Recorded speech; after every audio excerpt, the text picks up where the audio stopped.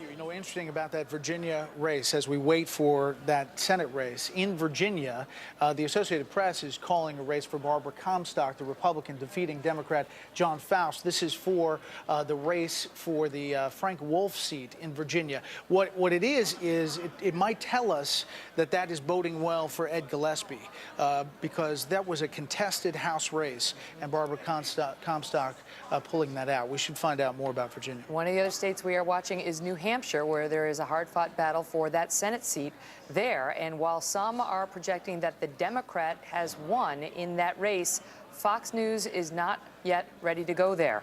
That race is not over, according to our decision desk. We will bring you an update as soon as they're ready to call it one way or another. In the meantime, Mike Emanuel is at Gillespie headquarters in Lorton, Virginia. Mike, what's happening? Well, Megan, good evening. Ed Gillespie is here watching returns with his inner circle. Aides I've spoken with say they feel very upbeat about what they are seeing, that Gillespie so far is performing well enough in Democrat strength Northern Virginia to keep the margin where it needs to be. Supporters are upbeat. I've been talking about that Monday Night Football ad that ran during the Redskins-Cowboys game, which obviously gets a huge audience in this part of the country, and they say that it only ran once, but they feel like it resonated well with voters across the Commonwealth of Virginia who thought it was ridiculous that the United States Senate would be voting on the name of an NFL franchise instead of more pressing issues. You can hear they're excited here, they're upbeat, they're hopeful, and they feel like Ed's positive message down the stretch helped them close the gap. They hope it's enough to carry him across the finish line. Megan, Brett. Okay, Mike, thank you very much. Let's go now to Chris Wallace along with Karl Rove and Joe Trippi. Hi, guys. Thanks so much, Brett. You know, one of the really interesting things about sitting here with the campaign cowboys is they take a look at these numbers in a very different way even than we do, because they're professionals. And Karl, it's been so interesting watching you and Joe go through the returns in Virginia. What are you seeing? How are you approaching this, and what do you find? Well, I'm approaching this by looking, first of all, our most recent race that's been critical, a big contest in Virginia, and I'm looking at the 2012 presidential election. Mitt Romney loses the state to Barack Obama by 3.9%. So I'm comparing where Ed Gillespie is running versus where Mitt Romney is going. What do you find it? Well, I'm finding out, we're finding out, Joe and I are both looking at this. First of all, Ed is really outperforming in the exurbs in Northern Virginia, not the inner city suburbs inside the Beltway, but like Prince William County. He's 11.2% ahead of where Mitt Romney was. In Culpeper, where all the returns are in, he was 7.3%. Fauquier up by 5 points. Loudoun County 2.5 points ahead. Stafford County 4 And what about the Democratic areas? Well, Joe's looking at the Democratic areas. I'm looking at the Republican areas. Okay, Joe, what about the Democratic areas? Well, look, the northern part of Virginia, this first congressional race I ever won in my life, is this district. And it's the place where really close GOP candidacies go to die. And I really think, in the end, when you look at this in Alexandria, Gillespie is outperforming Romney, but by 1/10 of a point, not the 2 he needs. In Arlington, 1.1, not the 2 he needs. These are big population centers. Fairfax, the city, 1%, not the 2 he needs. In the end, I think he's going to be short. You think? I was going to say, I mean, this is not a projection, but you're saying your gut says. Yeah, that he comes up short. That it's one of the more amazing, surprises of the night. He was down 9 points on Monday. And I just think in the end it's going to be maybe 1/10 of a point. Yeah. Do you agree with that? Well, I don't know, because the big intangible here is the Tidewater. And Virginia Beach is one of the biggest cities in Virginia. Most people don't understand that. But there are more people in the Tidewater than there are in Northern Virginia. Not enough returns in from there to say. But it is interesting. He's outperforming in some places by big margins. But you know where he's underperforming? Where he's running behind Romney is in the far southwestern tip, the coal country of Virginia. Not by much, but they were so on fire against Obama, and just 1 or 2 points of them are returning to the Democrats. They're historical. As somebody who was there for victories and for defeats for George W. Bush, I want to ask you about this curious decision of the president to announce tonight, in the middle of this evening, that he's going to hold this meeting of House and Senate Republican and Democratic leaders on Friday. What's that about? Well, first of all, I think it's a cry of I'm relevant. It's his effort. I'm still here. I'm still here. It's a weird injection of the president into the middle of this night. The second thing is I think it's the Republican leadership contest in the House and the Senate will both be the following week, and so I think he's trying to sort of get everybody in while they have not yet settled who's going to be formally going to be the leaders for the next congressional session. Let me ask you one final question. A lot of talk that right after this election is over, the president is going to take executive action. Let's assume the Republicans take the Senate tonight, that the president is going to take executive action to, in effect, legalize, defer the deportation for years of up to 4 million people who are in this country illegally. If the Republicans take the Senate and the president takes that action, which they are going to be very upset about, what happens?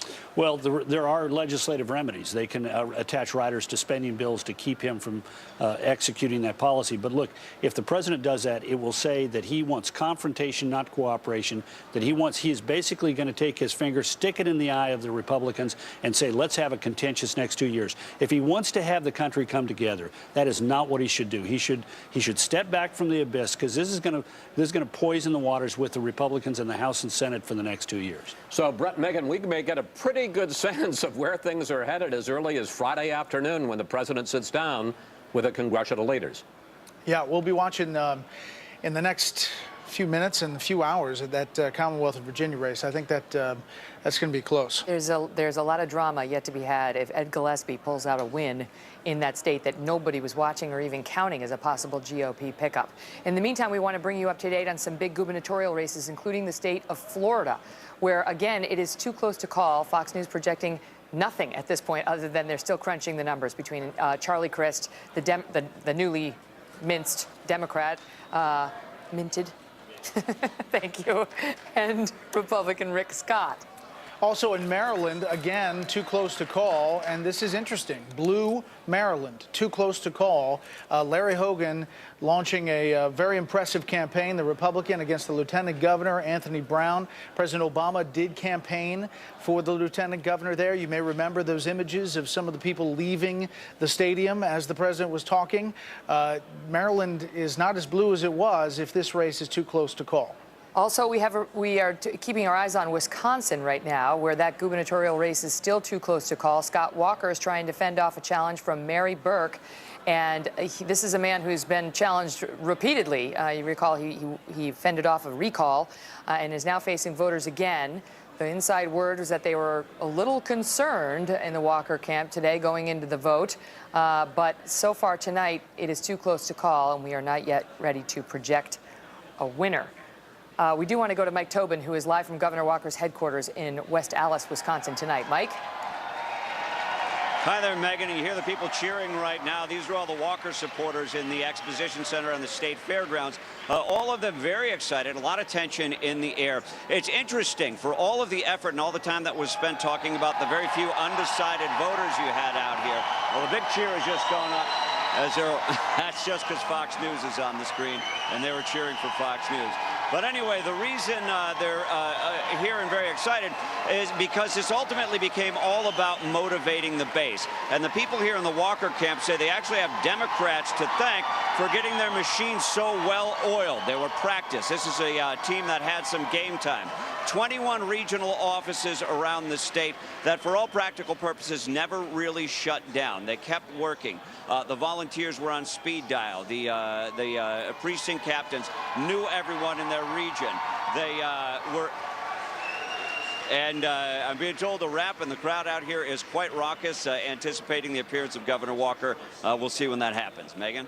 Mike, thank you. We've got breaking news. Fox News can now project a Republican win in the open Senate seat in Nebraska. Based on early vote returns, we expect University President Ben Sasse to beat Democrat David Domina, a lawyer who's fighting the proposed Keystone Oil Pipeline. Sasse was expected to win. He will replace Republican Senator Mark Johans, who did not seek a second term. Also in Nebraska, Fox News can project that the Republican Pete Ricketts will beat Democrat Chuck Hasselbrook to replace Republican Governor Dave Heineman, who's retiring after a decade in office.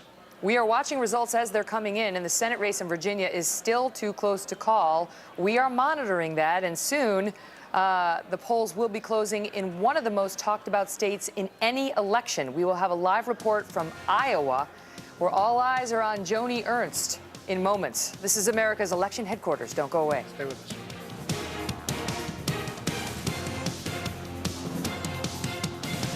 America's election headquarters is brought to you by Norfolk Southern. One line, infinite possibilities.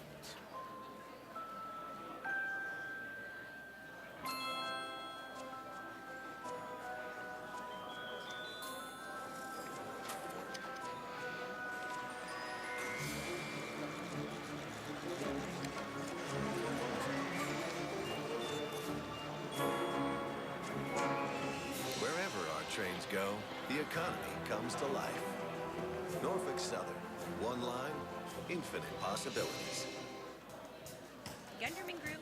Gunderman Group is growing. Getting in a groove. Growth is gratifying. Goal is to grow. Gotta get greater growth. I just talked to UPS. They've got expert advice, special discounts, new technologies, like smart pickups. They'll only show up when you print a label, and it's automatic. They save time and money. Time? Money? Time and money. Awesome. Awesome. Awesome. Awesome. Awesome. Awesome. I love logistics.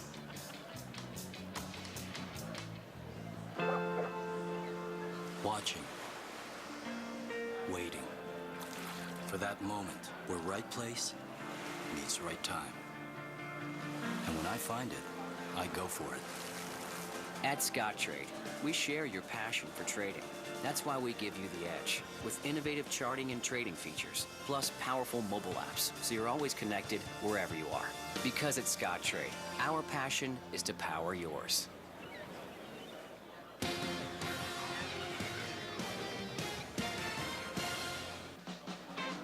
This flu season, remember this.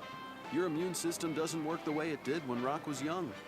So we made Fluzone High-Dose Vaccine for people 65 plus. Fluzone High-Dose has a higher dose of antigen for a stronger immune response. Fluzone High-Dose Vaccine is approved for people 65 and older. It's not for anyone who's had a severe allergic reaction to any vaccine component, including eggs, egg products, or to a prior dose of any flu vaccine. Tell your doctor if you've had Guillain-Barré syndrome. Side effects include pain, swelling, and redness at the injection site, muscle aches, fatigue, headache, and fever. Other side effects may occur. If you have other symptoms or problems following vaccination, call your doctor immediately. Vaccination may not protect everyone. So if you hopped around the clock, ask your healthcare provider about Fluzone High-Dose. Fluzone High-Dose Vaccine.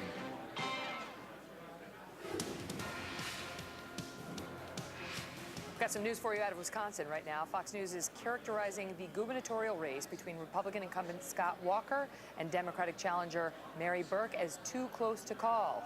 Walker's often mentioned as a potential 2016 candidate, but if he cannot win his own state, his presidential prospects could dim considerably. Therefore, we're keeping a close eye on it. And just don't be confused, because you can see it shows he's got 68%, she's got 31%, but this is raw vote coming in. Plus, you know, we're looking at the exit polling, and we can't make a projection in that race yet. I want to show you a map that you may see in the background here over the panel. This is the heat map. This is the Senate heat map. It toggles between the House and the Senate. As different counties come in with the vote, Republican or Democrat, they are filled in here. Red, obviously Republican, blue, Democrat, and you see the country fill in based on the voting in that particular county. So there's the House heat map. Now the House, we haven't talked about a lot tonight, but Republicans are poised to pick up anywhere from 5 to 10, maybe even 12 seats tonight heading into this evening, and there are a number of vulnerable Democrats in House races. We'll keep track of that and try to give you an update on how the House stacks up, but it's clear tonight that Speaker John Boehner is going to head back to leadership.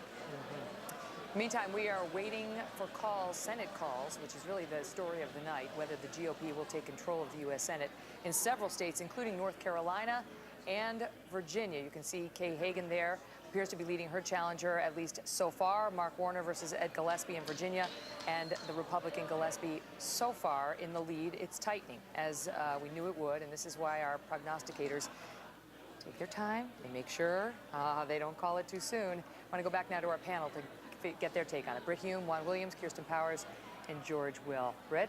Well, I was just thinking about the Gillespie race in the Senate. There's a considerable debate among Republicans and Republican strategists this time around as to whether it was better to leave the gravity that President Obama was presenting to all the Democrats as the main element in the election and basically run against him and his record, or whether Republicans should have presented an alternative agenda and run on that as they did so successfully back in 1994. Well, one candidate who did run on a specific agenda, ran on the issues, was Ed Gillespie. And, of course, he was trailing by so much for so long that didn't get very much attention outside the state of Virginia. But it seems it did appeal to a lot of people in the state of Virginia, or he wouldn't be doing nearly as well as he has. And it may revive that debate within the Republican. If he should do as well as he's done, even if he doesn't win, and they should fail to get the Senate tonight, you can imagine what the repercussions on that issue are going to be as to whether they should have run in the way that they did as opposed to the way he did. Kirsten, earlier in the night you said Democrats would look at that map as it stands now and not feel encouraged. As you see votes coming in New Hampshire, Jeanne Shaheen and maybe Kay Hagan, too close to call from Fox, are Democrats emboldened at all by those numbers? Well, I think it's comforting.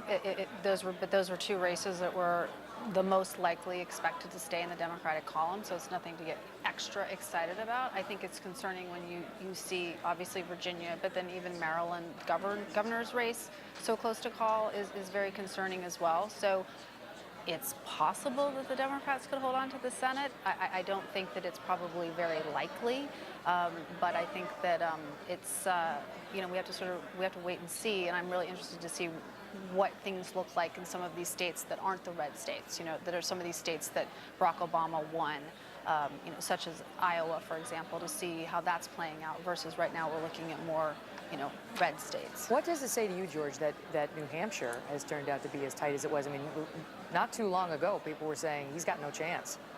He had no chance, but he seemed to bring himself back by raising an issue that might come back to bite the Republicans. He made a great deal of noise about immigration and border security. Now, the border's a long way from New Hampshire, but it still resonated up there.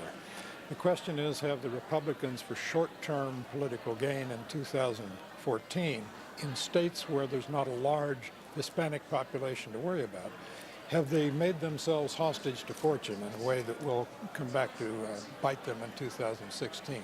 I don't know, but when we're speculating about what the president might do in terms of provocative actions on immigration, his aim might be to provoke. That is, to get the Republicans to recoil in a way that sets them up for a fall in 2016. Juan, go ahead. Sorry, Brett. The other thing he made a big deal out of in the end, right before the polls tightened, making it a closer race for him, was to beat the president up about Ebola.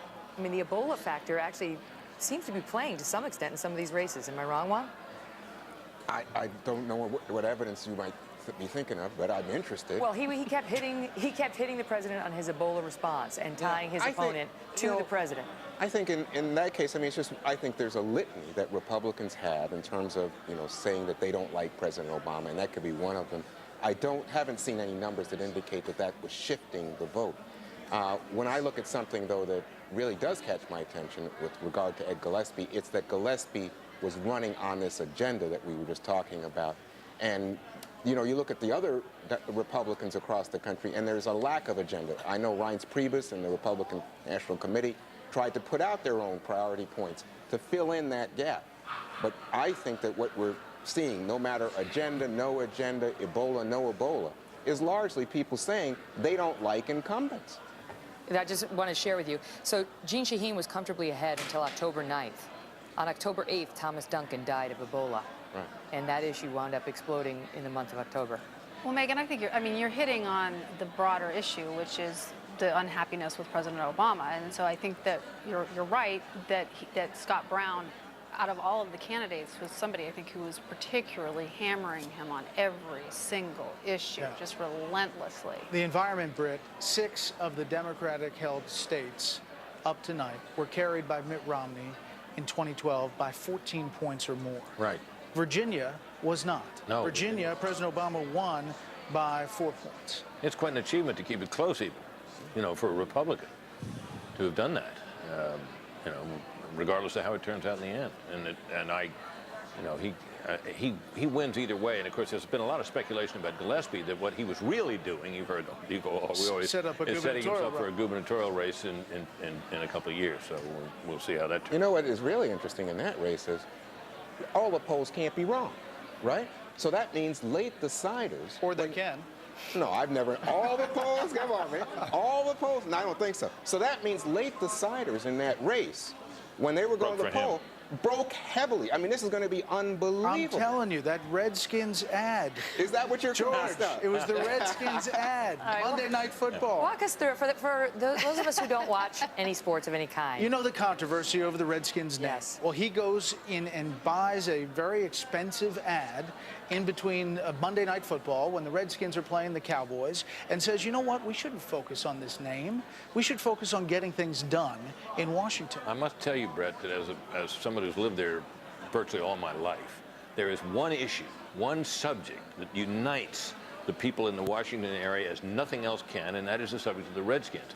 And among Redskins fans, and they are legion in Maryland and Virginia, their sentiment on this Redskins name thing is overwhelmingly in favor of keeping the name, and my sense is that, who knows, that may well have motivated some people. Yeah, let me just say, I mean, that didn't motivate Charles Krauthammer, I should say, but George. It should motivate people because his point wasn't just leave the Redskins alone, but what in the world? Where is the enumerated power in the Constitution that says the Congress of the United States shall worry about sports teams' names? And it just catalyzed, I think, in a lot of people's minds, the utter frivolity of Washington. Yeah, well, let me just say, as someone who tries not to say the name of the Washington football team. Oh, please. That, you got Redskins. Redskins. The Redskins won. I thank you, brother. I know. I live with him. Okay, but I'm telling you, the team's practice is in Ashburn. The team's summer is in Richmond. They are a Virginia team. All right, Panel, thank you. We've got some actual business to get down to now because we are projecting some winners in some races, including in Wyoming, where we are projecting that Senator Mike Enzi will defeat his Democratic challenger, Charlie Hardy. Also in Wyoming, Fox News projects that Republican Governor Matt Mead will beat his Democratic opponent. And in Oklahoma, Fox News projecting that Republican Governor Mary Fallin will turn back a challenge by Democrat Joe Dorman.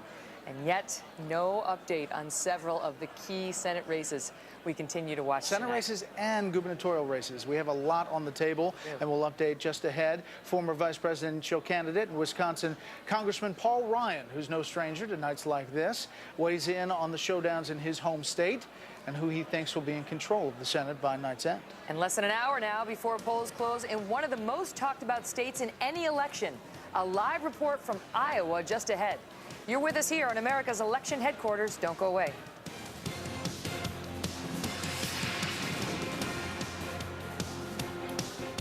So Ally Bank really has no hidden fees.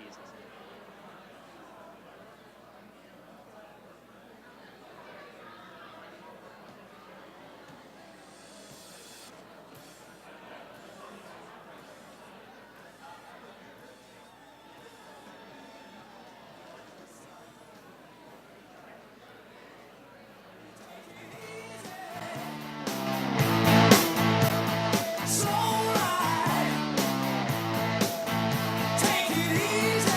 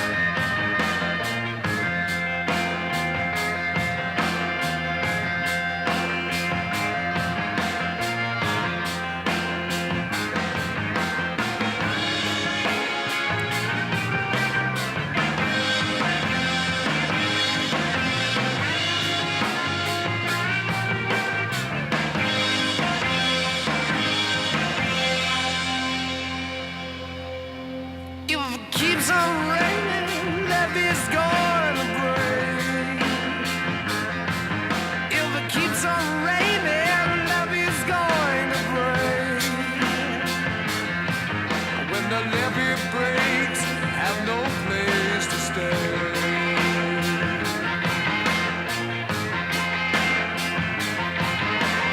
Mean old levee, taught me to weep and moan. Mean old levee, taught me to weep and moan. It's got what it takes to make a mountain man keep its home.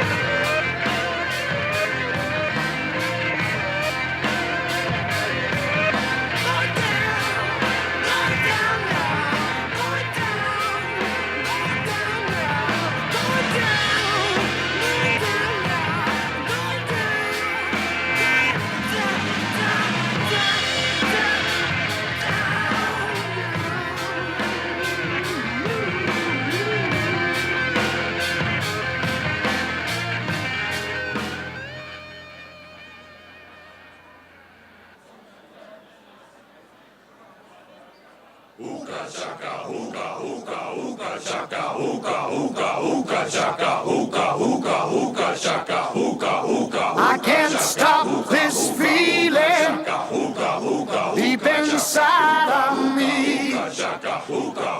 Girl, you just don't realize what you do to me. When you hold me in your arms so tight, you let me know everything's alright. I'm hooked on a feeling, I'm high on believing that you're in love with me.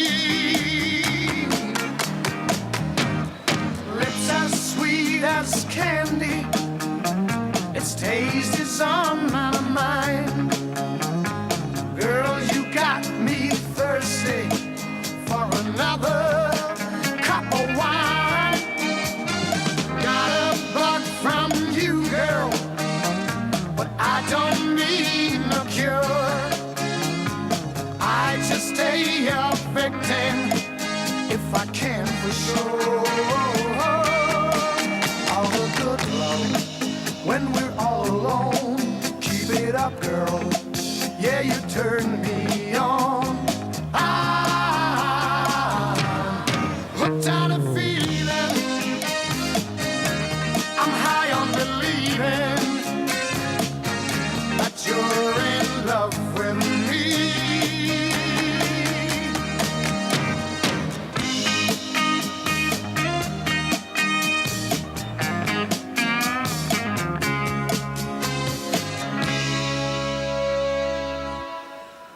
All the good love when we're all alone. Keep it up, girl. Yeah, you turn me on. I'm hooked on a feeling, I'm high on believing that you're in love with me. I'm hooked on a feeling, and I'm high on believing that you're in love with me. I said I'm hooked on a feeling, and I'm high on believing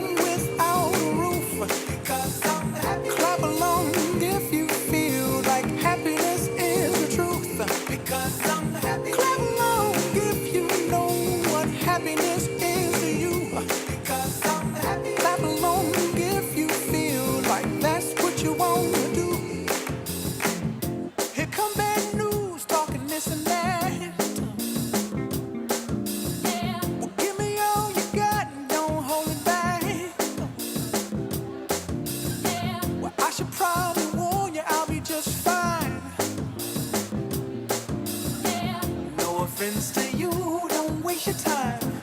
Here's why. Because I'm happy. Clap along if you feel like a room without a roof.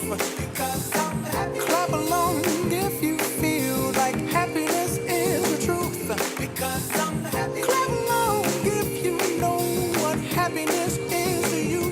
Because I'm happy. Clap along if you feel like that's what you want to do. Hey, go! Bring me down, can't none bring me down.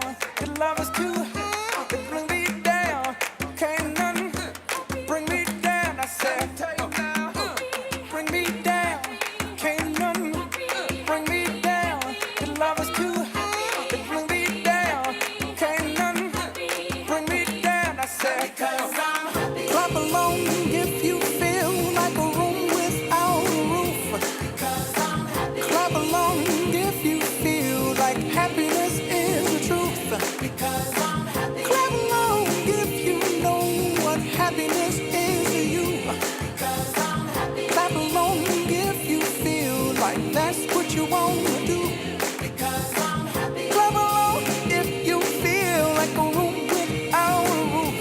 Because I'm happy. Clap along if you feel like happiness is the truth. Because I'm happy. Clap along if you know what happiness is to you. Because I'm happy. Clap along if you feel like that's what you want to do. Hey, go! Bring me down, can't none bring me down. Your love is too high. Bring me down, can't none bring me down. I said, because I'm happy. Clap along if you feel like a room without a roof. Because I'm happy. Clap along if you feel like happiness is the truth. Because I'm happy. Clap along if you know what happiness is to you. Hey, hey, hey. Clap along if you feel like that's what you want to do. Because I'm happy. Clap along if you feel like a room without a roof. Because I'm happy. Clap along if you feel.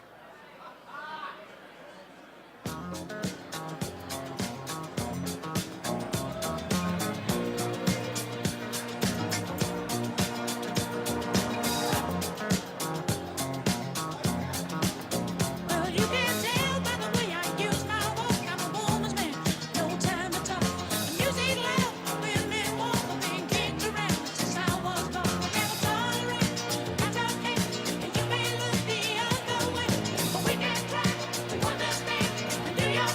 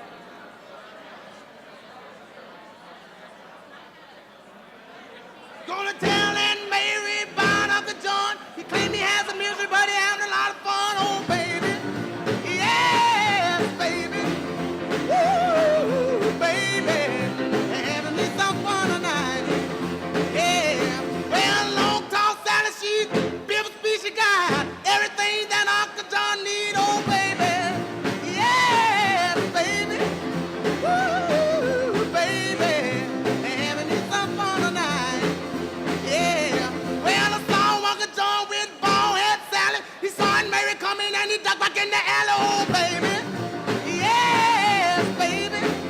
Ooh, baby. Having me some fun tonight. Yeah.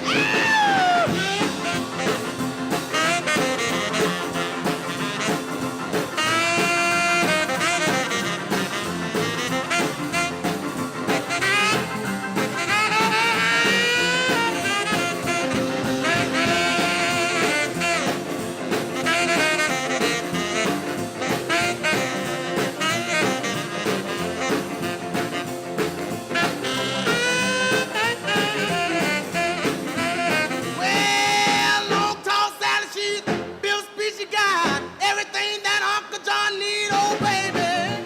Yes, baby. Ooh, baby. Having me some fun tonight. Yeah. Well, I saw Uncle John with bald head Sally. He saw Aunt Mary coming and he ducked back in the alley, oh baby. Yes, baby. Ooh, baby. Having me some fun tonight. Yeah, we're gonna have some fun tonight. We're gonna have some fun tonight. Woo, have some fun tonight. Everything's alright. Have some fun. Have me some fun tonight.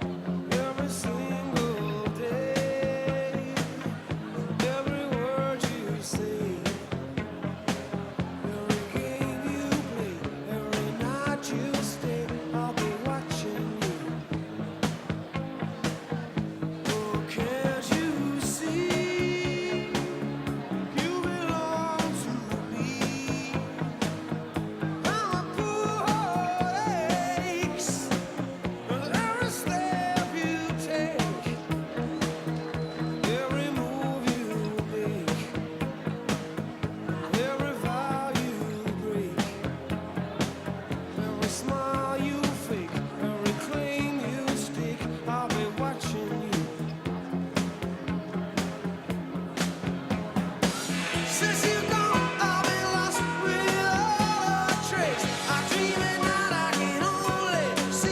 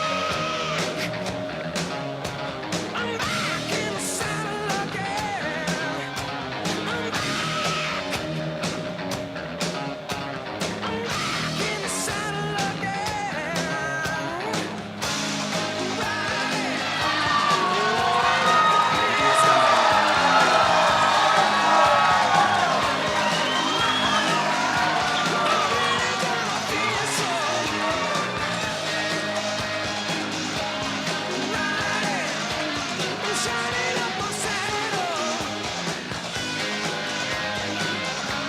I'm riding, the snake is gonna rattle. I'm back in the saddle again. I'm back. I'm back in the saddle again. I'm back.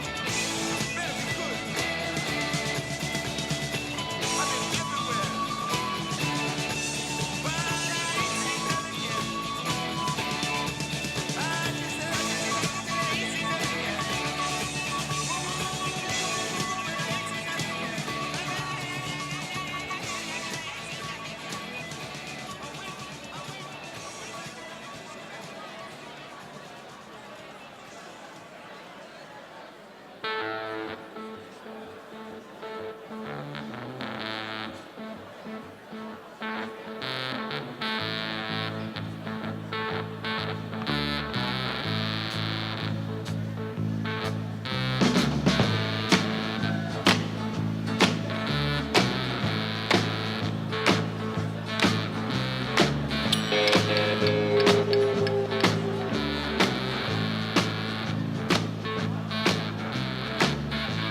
I die and I lay me to rest, gonna go to the place that's the best.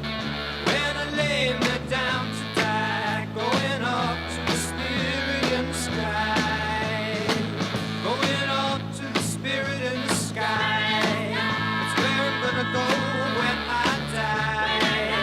When I die and I lay me to rest, I'm gonna go to the place that's the best.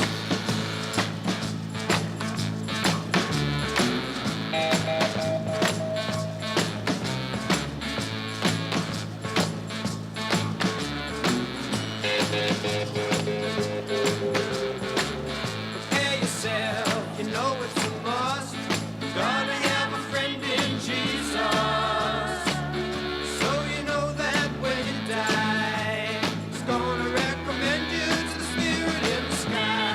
Gonna recommend you to the spirit in the sky. That's where you're gonna go when you die. When you die and they lay you to rest, you're gonna go to the place that's the best.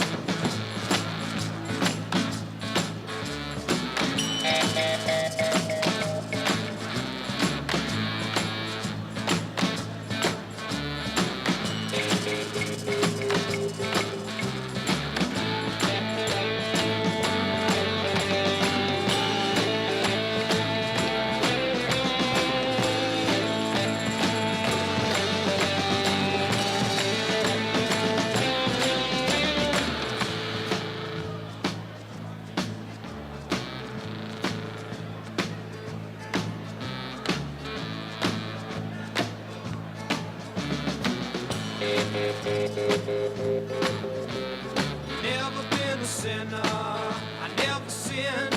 I got a friend in Jesus. So you know that when I die, He's gonna set me up with the spirit in the sky. Oh, set me up with the spirit in the sky. That's where I'm gonna go when I die. When I die and they lay me to rest, I'm gonna go to the place that's the best. Go to the place that's the best.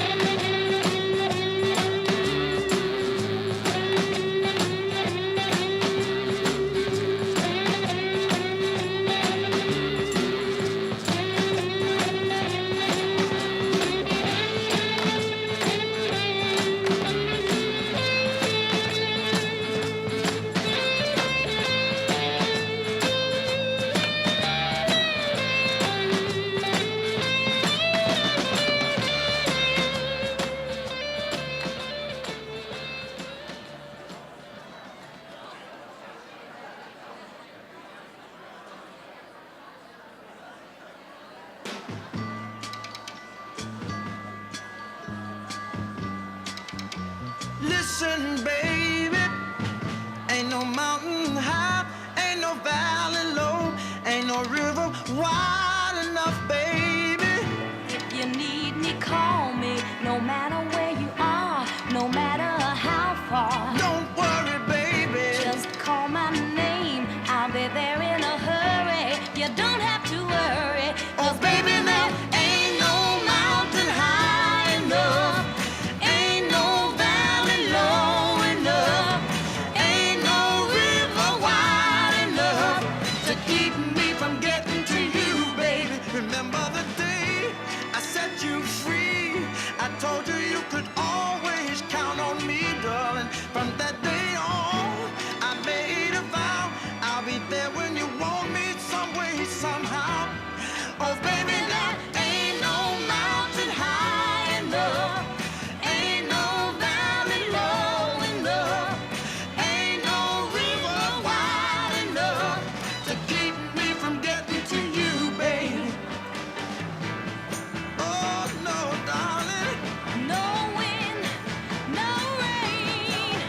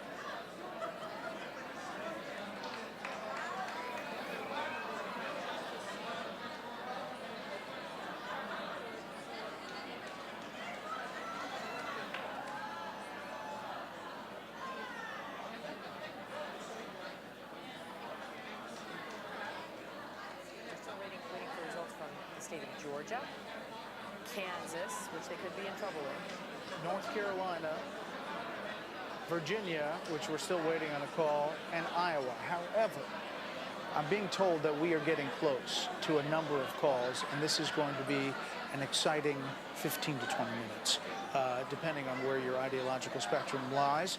I think the decision desk is getting close, but before we do that, Shannon Bream is live in West Des Moines, Iowa, at the Ernst headquarters.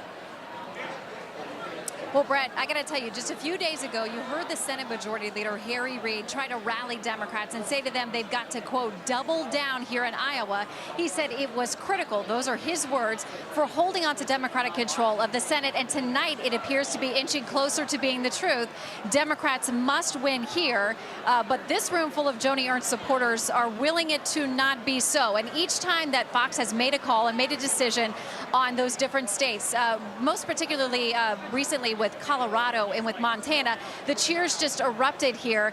The folks in this room, they want to be the ones, they want their state to be the state that puts the GOP over the top when it comes to the Senate. It's been a tough battle here.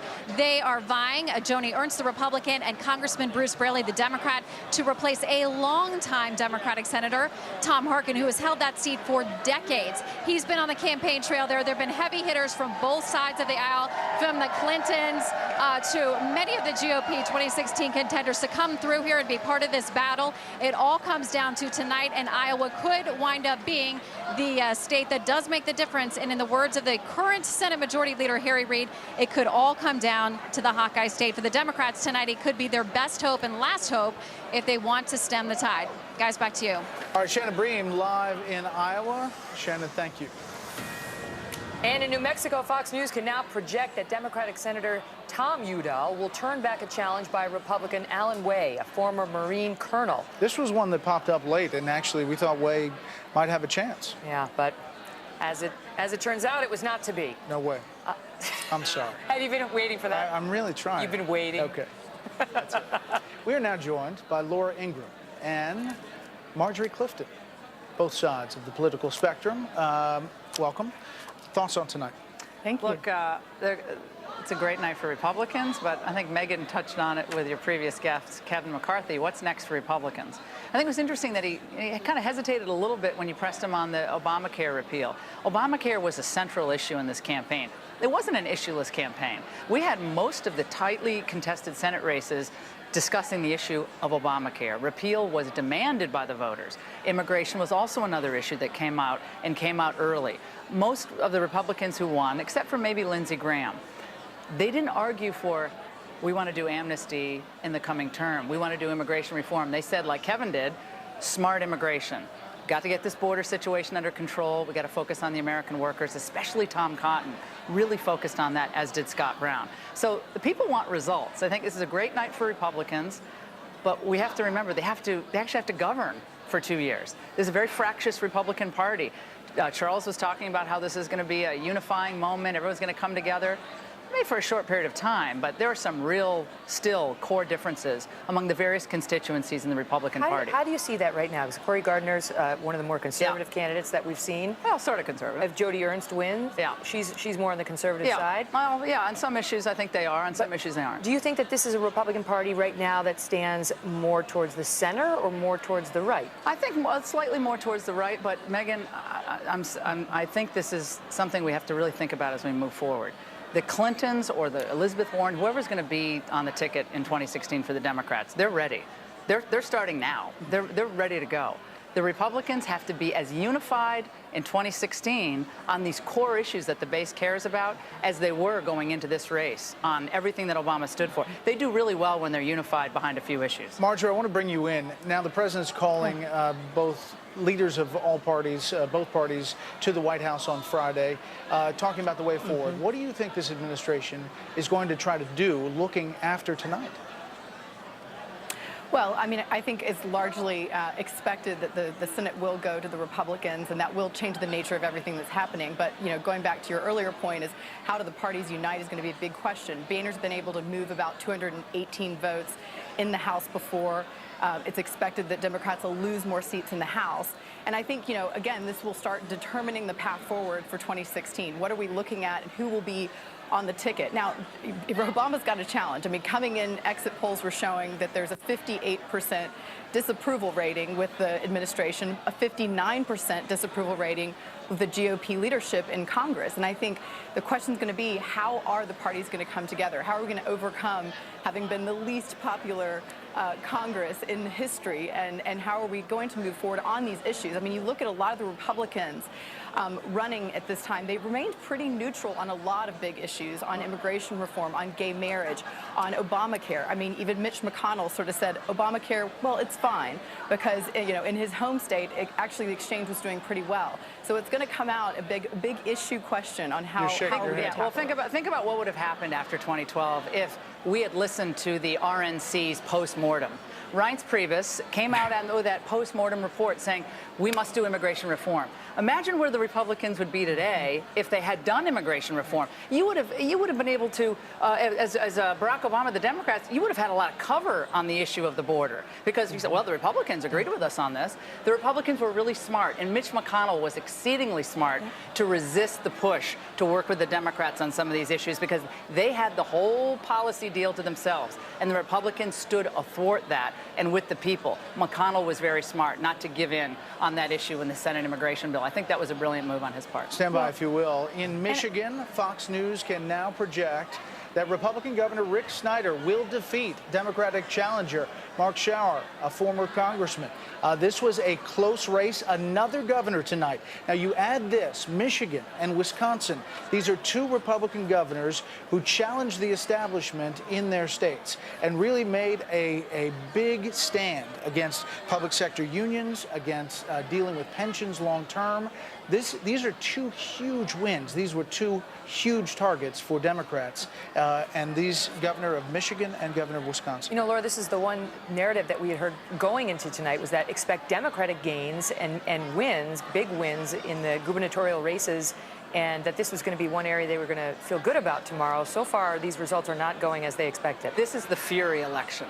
Americans are furious. For 15 years, their wages have been flat or declining given the standard of living, the cost of living.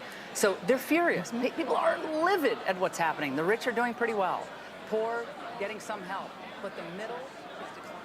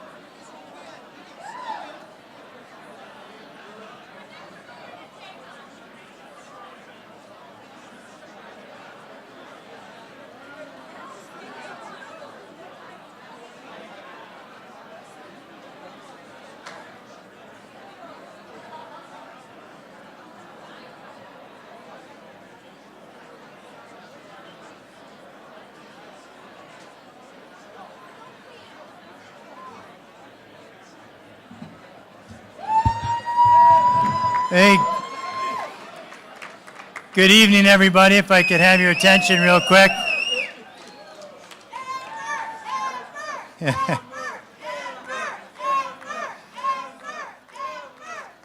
We'll get to that.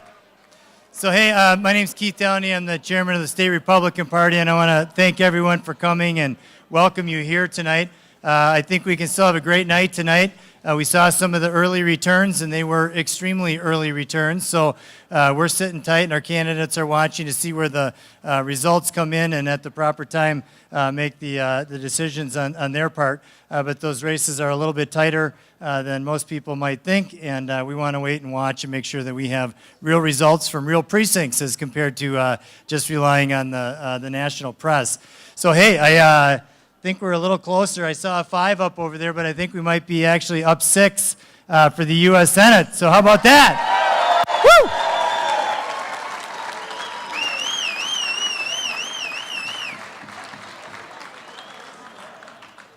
It looks like we're running strong nationally, and I just have to say a hearty thank you to all the people in this room for making that a reality, not just nationally, but here in Minnesota. Our congressional folks are running really strong. Stuart Mills and Tori Westrom still totally in the game. Those returns are super early. Tom Emmer, John Klein, and Eric Paulson obviously running super strong. So you know what? It's early. I think we can still have some fun, and we're going to have some great results. And then we'll hear about the state legislature here in a little while as well. So a heartfelt thank you to everybody here who put it on the line. We literally made 1.4 million phone calls in the last 5 days to get our candidates over the finish line. We're doing things that we've never done before in Minnesota, and that's laying the groundwork for a lot of success. But I tell you what, there is one place where we laid some serious groundwork this year, and it was in the 6th Congressional District. We've had a stalwart for the conservative cause in Michelle Bachmann up in 6th Congressional District for many years. Tom Emmer stepped forward, a good friend of mine, somebody that I was so proud to serve with in the state legislature, and now here he is, solid ground for Minnesota Republicans, your 6th Congressional District Congressman, Tom Emmer.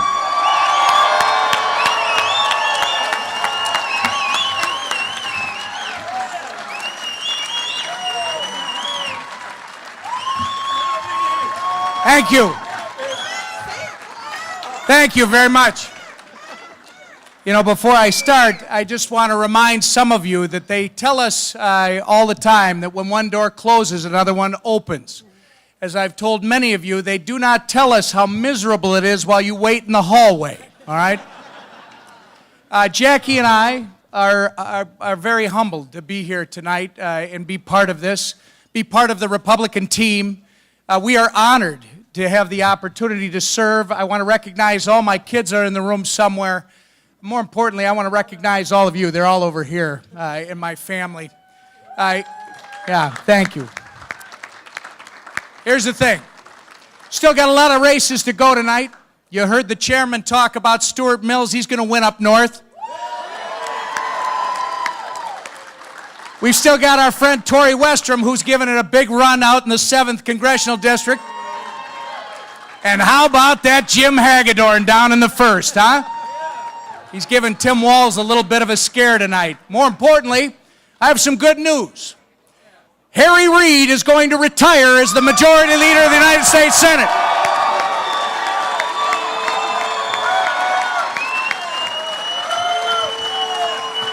Yeah. There is good news. And again, we are honored to be here with you. We're honored to be part of your team. We're looking forward to some big things tonight. Let's go out and make some changes in this country. Thank you very much.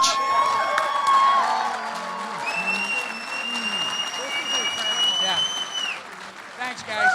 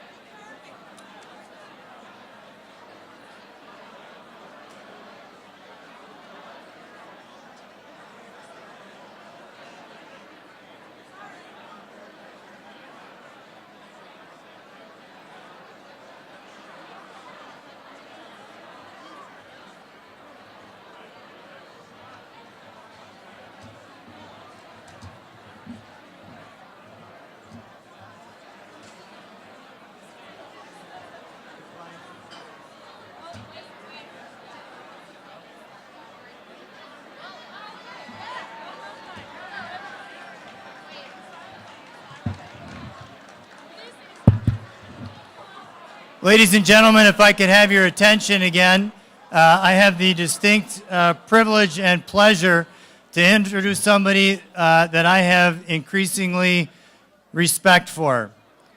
This is a man who has done so much, not only for our country and our state, but for our party as well. And I wish every person in this room understood what John Klein means to this party in the state of Minnesota.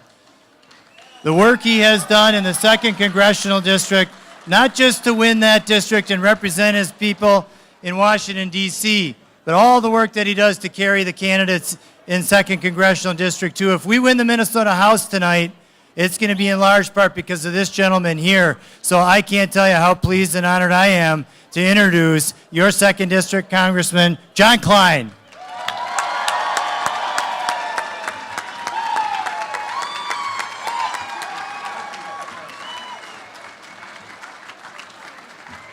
Thank you, Mr. Chairman.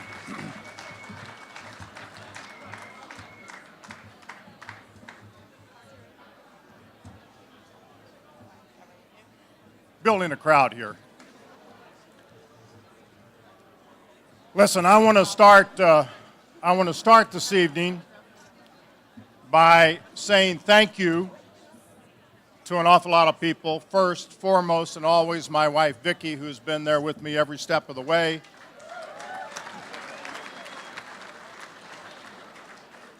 This great team that's behind me and on both sides. A lot of people worked really hard for a long time. Thank you to all of you in this room who've been out there believing the cause, believing that we can make America and Minnesota a better place. Thanks for your work. And look, we know this has been it's been a night of great news and sad news. So let me say to my friends Mike McFadden and Jeff Johnson, you fought a really, really good fight, ran really, really good campaigns. Congratulations for being in the fight.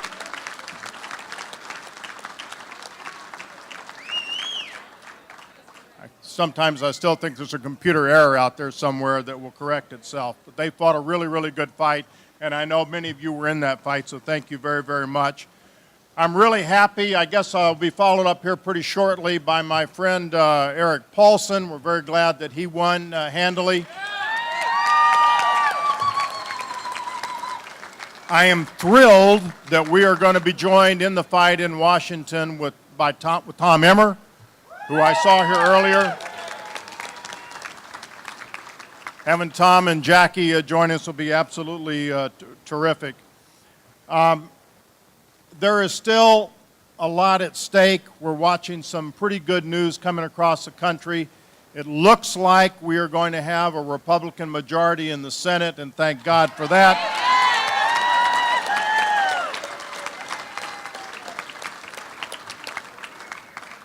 That will change the nature of what happens in Washington, D.C. as legislation will now come from the House, go to the Senate, and come to the floor of the Senate for a vote. That'll be a novelty over there.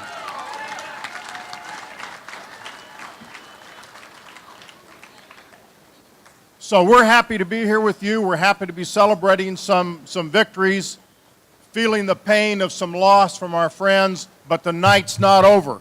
We have big races still out there. We are watching to see what happens to the West in the 7th, to the North in the 8th. We've got some really good chances there. We're going to continue to watch across the country. We want to thank all of you for your tremendous work. Keep your chins up. Let's stay in the fight. We've got a lot of work to do. God bless you.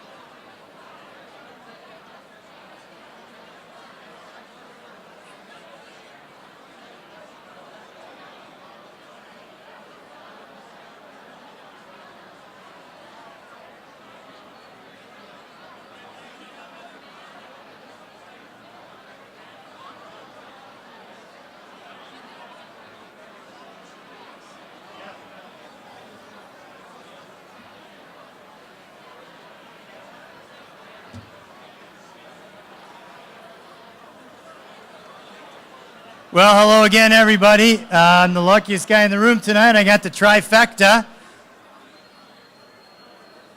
And I want to introduce our returning congressman from the 3rd Congressional District.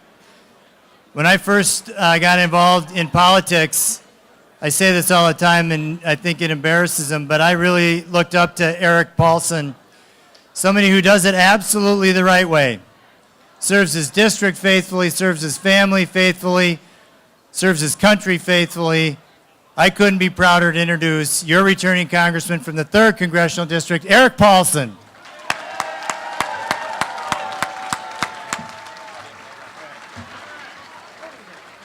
There we go. Well, listen, everybody, this is a night for thanks, and I know we've had some down faces, but I'm going to tell you the best news of the night is pretty much knowing that Harry Reid is no longer going to be the majority leader in the U.S. Senate.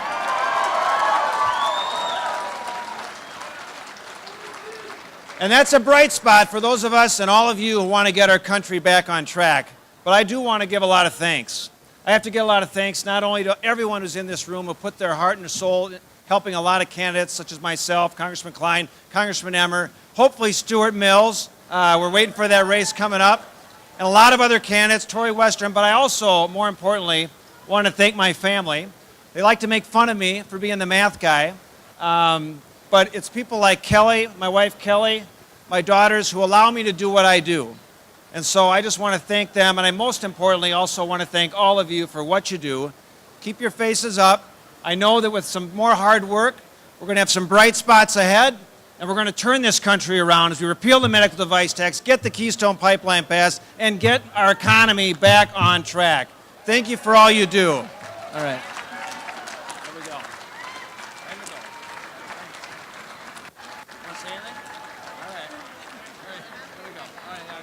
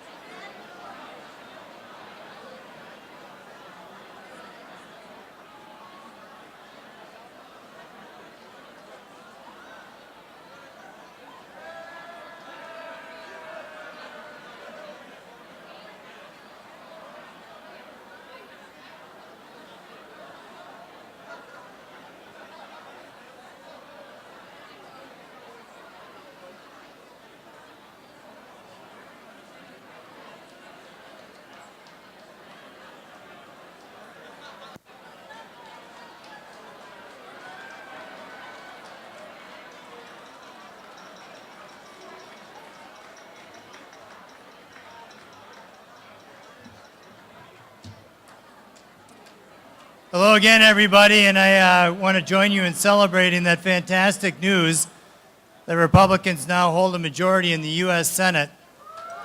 Yeah.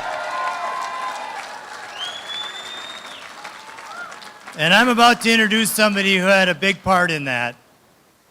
Al Franken and the Democrats spent $25–30 million in Minnesota to hold an incumbent Democrat Senate seat. And it's only because this guy to my right, Mike McFadden, came on the scene and ran a race like we haven't seen in a long time in the state of Minnesota.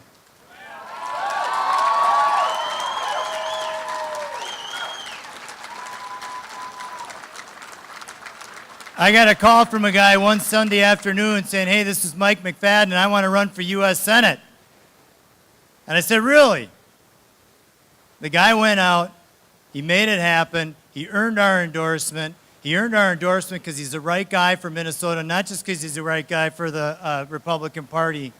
He went out and won the primary in convincing fashion, and I'm telling you, everybody in this room knows we would be better off, the people of Minnesota would be better off, and our country would be better off if this man, Mike McFadden, were our U.S. Senator.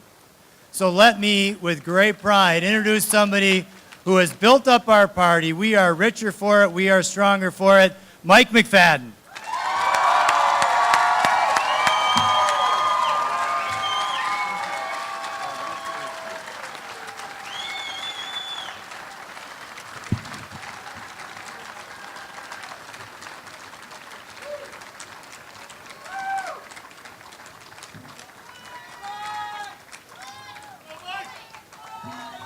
Good evening.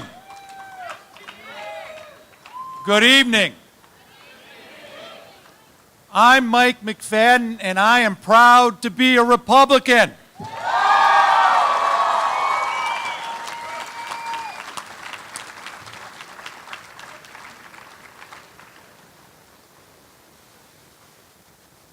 First of all,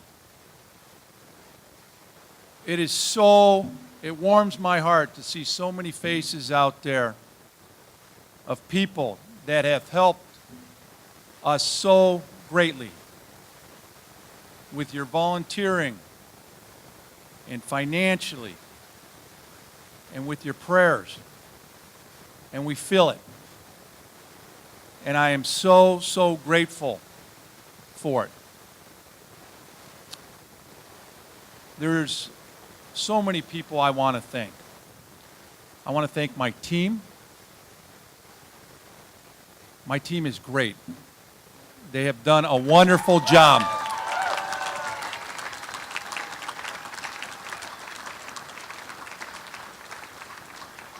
I would go into battle with this team anytime, any place. I'll never be able to thank you enough. And I want you to hold your head high. You did a great job. You did a phenomenal job. You made Minnesota proud. You made me proud. I see Molly Cronin over there. Thank you.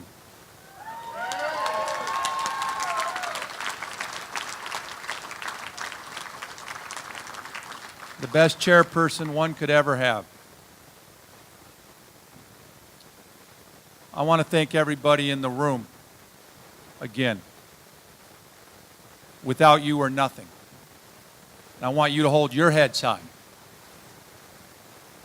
And most importantly, I want to thank the people behind me, my family. That's right. Let's give them a...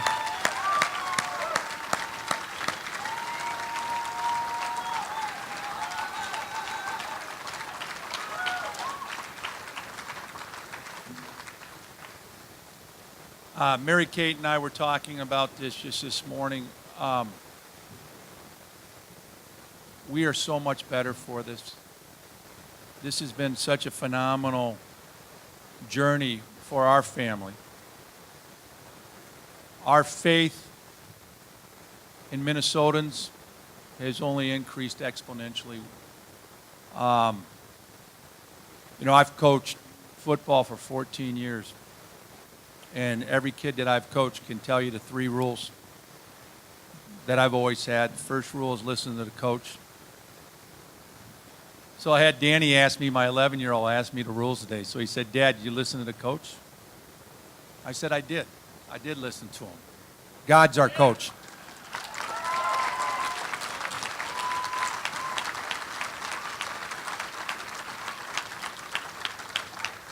So then he said, second rule, Dad, did you try your hardest? I said, yeah, I did try my hardest. Yeah.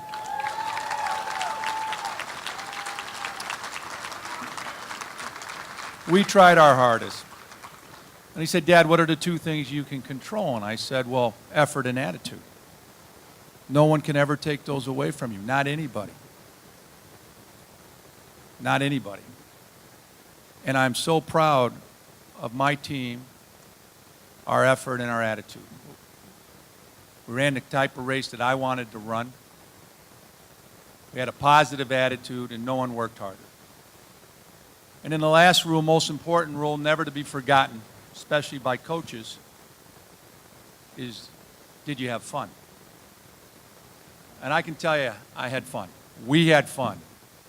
We had a blast.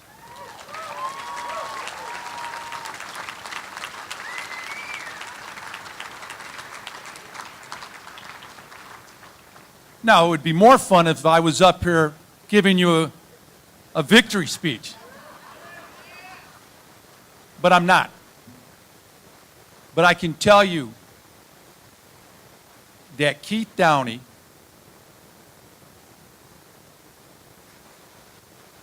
and the Republican Party is in so much better shape today than it was 2 years ago.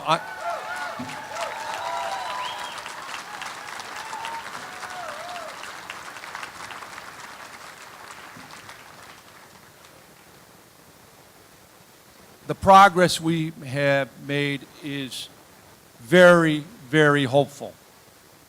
But we got a long ways to go. We got a long ways to go, and it's the people in this room that are going to get us there. I'm here to tell you that this has just begun, this Republican resurgence in this state. We're going to win back the state house.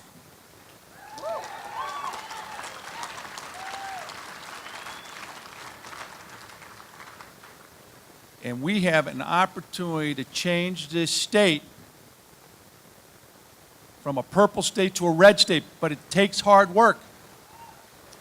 And our message needs to be one of hope and inspiration. The time has come to stop being angry. Anger doesn't work. It's not healthy.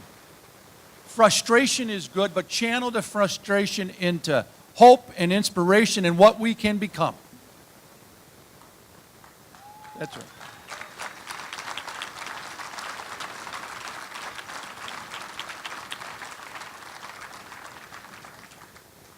And I envision a state in not too distance of a future which is led by Republicans, where we have a business climate where companies want to come to Minnesota, not leave Minnesota.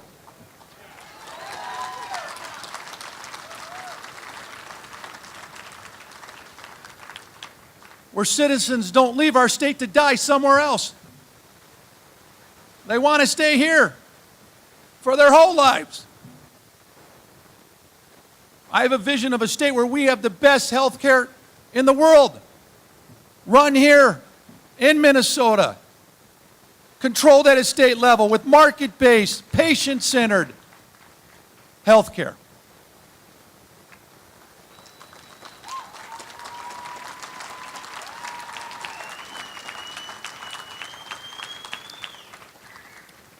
And where we have an education system that is second to none, that is the best not only in the United States, but in the world, where all children, regardless of zip code, regardless of color, have the access to a first-class education.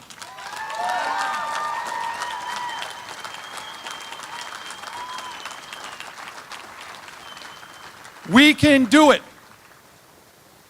We can do it, and we need help. We need everyone to continue to put their shoulders against the wheel. I will repeat, I am proud to be a Republican.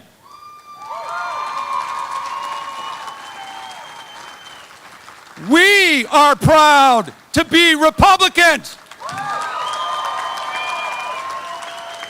Hold your heads high. The fight has just begun. God bless you. Thank you.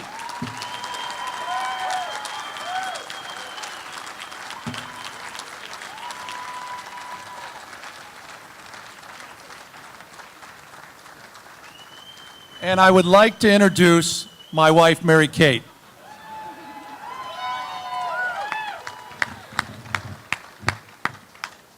I couldn't resist this opportunity. You may have heard a number repeated throughout this campaign that Mike used, and they would follow it by, not even my wife and I agree that much. But I do disagree with Mike on something. He would talk about how we were on a team, America, and we were losing. And I don't think we're losing anymore. I think we're gaining. We did something here in the last 14 months that is unbelievable. I saw families. I saw young children with their moms and dads engaged. I saw college kids coming to our place, 20 to 30 kids in rotation throughout the whole summer, interning in our office. And they were inspired and they cared. So this isn't over, this has just begun. Thank you.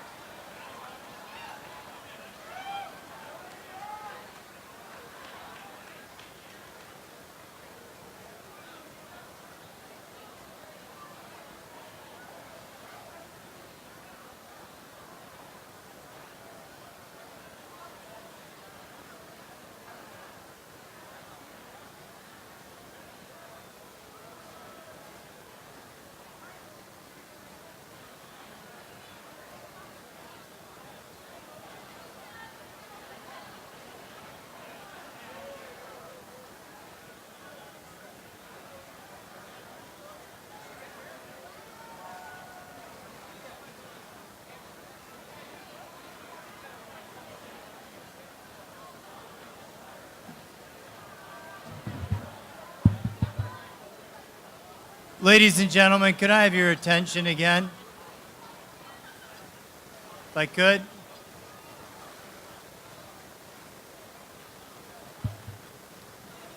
Thanks, everybody.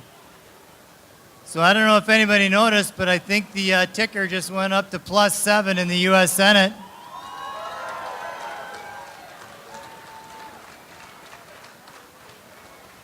Hey, I want to talk about something that's a really long haul for the Republican Party. A year and a half ago, we moved our party offices into the heart of Minneapolis. If I could have your attention. Thank you.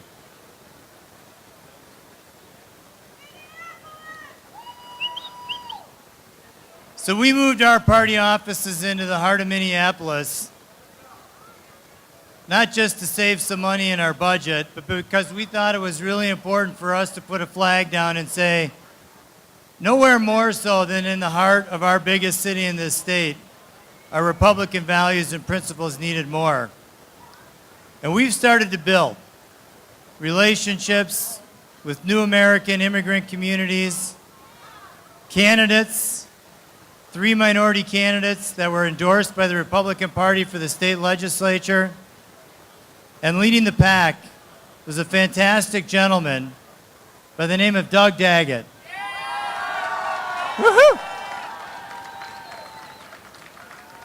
Doug has become a beloved figure, a beloved person in the minority community in the heart of downtown Minneapolis, territory that frankly should be ours and someday I hope will be ours. And it's through the leadership of Doug in this campaign, pulling that together and making that real for the people of those neighborhoods. Doug, I couldn't be more proud of the job you did. Ladies and gentlemen, your 5th Congressional District candidate, Doug Daggett.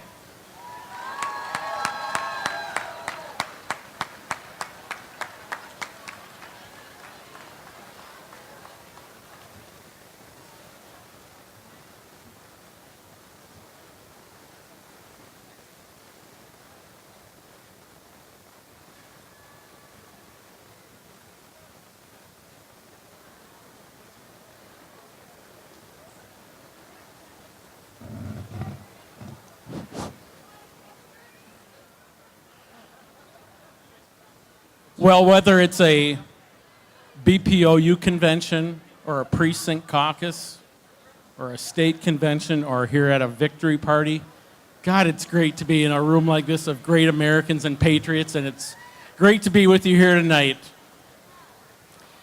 Well, I want to thank all my supporters. I first want to thank the people of the 5th Congressional District for the support of my candidacy. I want to thank Keith Downey and the Republican Party leadership and to make the great move into Minneapolis. I want to thank the delegates and alternates who endorsed my candidacy in April of this year. I want to thank my incredible campaign team who labored with me over the past 6 months. I want to thank my campaign manager, Bob Olson, and CD5 Chair Nancy LaRoche for their incredible leadership. Thank you, Bob. And for their friendship as well. I want to thank all the new individuals that I've met during the course of my campaign who have come alongside me and helped to lift me up and do the best that I can. And I think of Jill and John Frederickson, my right-hand man of Scott Gregory, Kyle Lewis, and Pastor Stephen Hodge of New Genesis Baptist Church. I want to thank my family and friends for their encouragement and support. And finally, most of all, I want to thank my wonderful wife, her name is Tu, who without her love and support and encouragement, I could not have done this. Well, I just left messages for independent candidate Lee Bauer and also our Congressman Ellison, congratulating them on the race and congratulating Congressman Ellison for another 2-year term. My hope is that the attention that the Daggett campaign brought to the unresolved issues within our district will drive Congressman Ellison towards an agenda that is indeed in the best interest of all the citizens of Minnesota's 5th Congressional District. I want to share with you that the reason I got in the race is the same today as it was back then. It's because I love my country, I'm concerned for my country, and because I know that there are incredible opportunities just waiting to be unleashed when the right people are elected to public office. Since day one, my campaign has been all about reaching out to those individuals who typically do not vote Republican, building trusting relationships with them, and sharing with them why it's conservative principles that provide individuals and families the best opportunity for a secure and prosperous future. And I know that we've made progress during our campaign. Now, while I wish that we could be here this evening celebrating a historic moment when a Republican candidate wins this office for the first time in over 50 years. Again, there are achievements in this campaign that we in the 5th Congressional District can be proud of and build upon for success in the future. Foremost amongst these achievements are the wonderful new relationships we're building within the East African communities, East African Somali communities, and the wonderful new relationships we are building in North Minneapolis. And let me share with you briefly a Facebook message that I got at about 4:30 this afternoon from Derek in North Minneapolis. Hello, Doug. We met and spoke in Minneapolis on West Broadway a few weeks ago. You gave me your business card and said to call you. Well, it's definitely been some work, but I've been out getting many people from the community of Minneapolis and others to vote for you. This past few weeks, after I spoke with you, I looked at many of your values, concerns, and your vision, which I'm very impressed with and in agreement, and I have been spreading the word. I so far have 162 people who said they would be voting for you, and the 15 people I voted with today. I just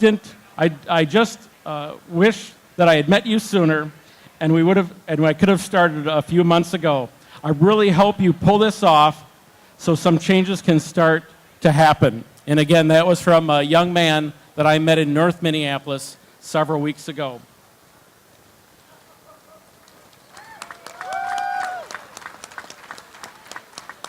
Moving forward from here, we must keep the momentum going because the other side never rests. We must continue reaching out to those individuals who typically do not vote conservative, build trusting relationships with them while offering solutions that work. The teamwork needed to achieve the goal of bringing prosperity and security to all the 5th District must start now. The tactics and strategy must start now. The fundraising must start now. And tonight, with the support of my wonderful wife, I continue my campaign to best represent the people of Minnesota's 5th Congressional District into the future.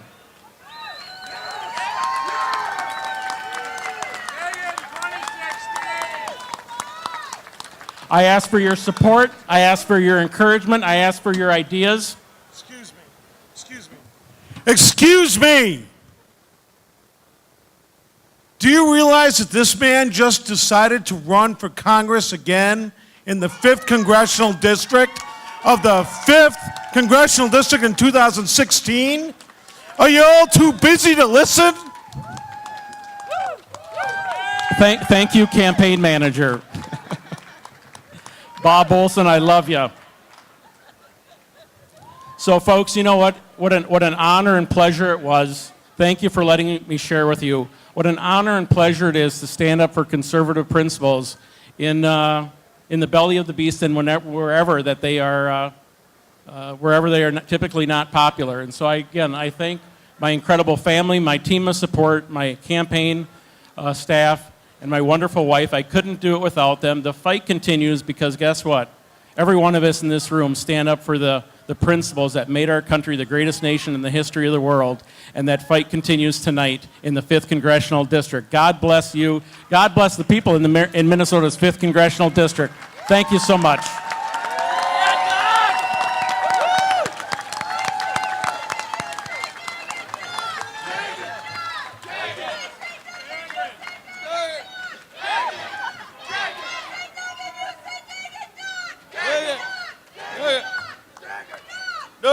Thank you, Jacqueline.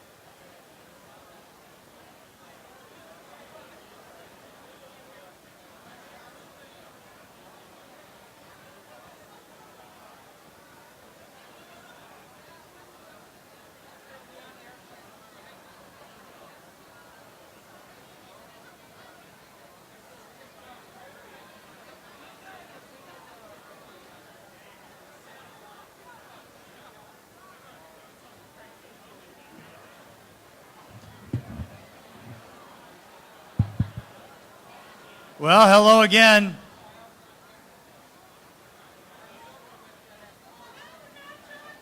If I could have your attention.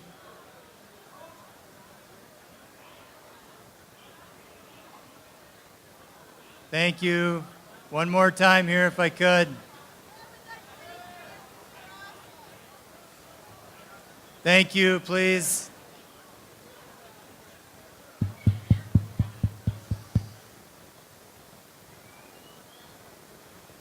Thank you so much. Back in May, at our state convention, a man by the name of Jeff Johnson emerged from a really strong candidate field, won the hearts and minds of the delegates, gained the support, unified the party, prevailed against a very strong field of Republican candidates in a primary, once again brought people together, unified the party, strengthened the party, and waged a very, very strong campaign, reducing the distance between himself and one of the most well-funded, highest name ID incumbents ever known in the state of Minnesota. And Jeff waged one of the most principled, one of the most creative and effective campaigns for Republicans statewide in many, many years. I am really proud to bring to the stage now Jeff Johnson.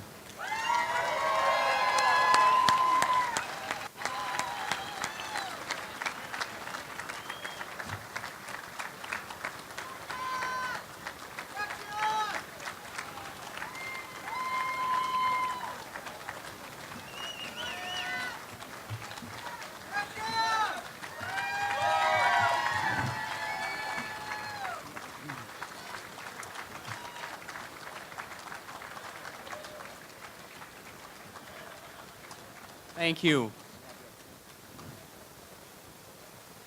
Well, I just want to thank you all so much for being here tonight and for everything you've done. You know, I tell my boys frequently that sometimes, no matter how badly you want something, it's not part of God's plan, and that's kind of where we are tonight. I just called the governor and I congratulated him on his victory in a very well-run campaign, and I wished him success, because we all want success for Minnesota. And while, you know, tonight did not turn out the way that I wanted it to, and probably most of the people in this room didn't want it to, I have so much to be thankful for. And I want to mention a couple of those things. I'm not going to read off a list of people because it's too long and I will risk missing many. But I do want to make a comment about a few in general. First of all, the other gentleman who ran with me on this ticket, Randy and Scott and Dan and Mike, they ran their hearts out, and I am so proud to have run around this state with them for the last 6-8 months now. And to this partner, Big Bill Queasley, I could not have asked for a better running mate or a better road warrior. Thanks, man. And then to my crew, that ragtag crew, we started talking about this probably over 2 years ago. And you know who you are. Many of them are up here. There's a few out there. People laughed and said, you can't win the endorsement, you can't win the primary, but we did, and I will forever remember that you guys have been with me since day one, so I want to thank you for that. And then to everybody else who has worked so hard on this campaign the last year and a half, and that is most of the people in this room. I am so thankful for everything you've given, your precious time, your precious money, your prayers, especially your prayers. Oh my goodness, I am just so thankful for that. I am blessed with everything that you've done, and my family is blessed with everything that you've done, so I want to thank you for that. And I want to add, since I brought up my family, I think half the crowd out here might be my family from every corner of Minnesota and Iowa. I've got aunts and uncles. My mom and dad are here, my sister and her family, so thank you all for being here. And then just a really special thank you to my immediate family, to Thor and Rolf and Sandy and Chester, who's not with us tonight. But when you run statewide, your family gives up a lot. And I've learned that over the last year and a half. And, I've worked my tail off in this race, but I've loved every minute, well, maybe not every minute of it, but I've loved most of the days in this race. And I chose to do this. But my family, while I think they have loved part of this campaign, they've made a huge sacrifice, and I can tell you that not one time did they ever complain about it or bring up any of those sacrifices. So will you thank my awesome sons and my beautiful wife? I'm the luckiest guy in Minnesota.